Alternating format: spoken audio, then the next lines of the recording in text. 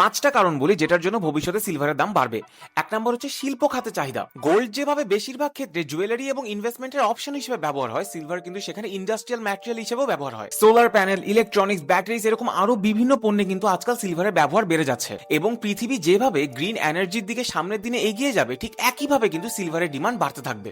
দুই নম্বর হচ্ছে সরবরাহের ঘাটতি। সিলভার তো একটা ন্যাচারাল রিসোর্স, যেইভাবে ডিমান্ড বাড়তেছে একসময় কিন্তু ওই পরিমাণ সাপ্লাই থাকবে না, তখন স্বাভাবিকভাবেই প্রাইসেও কিন্তু একটা চেঞ্জ আসবে। তিন নম্বর হচ্ছে ক্ষুদ্র বিনিয়োগকারী। গোল্ডের দাম কিন্তু বেড়েই যাচ্ছে এবং এত টাকা দিয়ে সবার ক্ষেত্রে গোল্ডে ইনভেস্ট করাও কিন্তু এখন সম্ভব না, যার কারণে ক্ষুদ্র বিনিয়োগকারীরা সিলভারকে একটা বেটার ইনভেস্টমেন্ট অপশন হিসেবে বেছে নিচ্ছে। গোল্ডের মতো সিলভারের দাম না বাড়লেও 10 বছর পর কিন্তু এত কম দামে সিলভার পাওয়াও যাবে না। চার নম্বর পয়েন্ট হচ্ছে হাই পারফর্মিং অ্যাসেট। সহজ ভাষায়, যখন একটা দেশের অর্থনীতি ভালো থাকে তখন শিল্প খাতে বিনিয়োগ বাড়ে এবং তখন সিলভারের ডিমান্ড এবং দাম দুইটাই বাড়ে। আবার যখন একটা দেশের অর্থনীতি খারাপ হয় তখন মানুষজন সিলভারকে একটা ভালো সেফ অপশন হিসেবে বেছে নেয় ইনভেস্টমেন্টের জন্য। কিন্তু দুইটা সিনারিওতে সিলভারের দাম এবং ডিমান্ড কিন্তু বাড়তেছে। আর পাঁচ নম্বর পয়েন্ট হচ্ছে হিস্টোরিক্যাল আন্ডারভ্যালুয়েশন।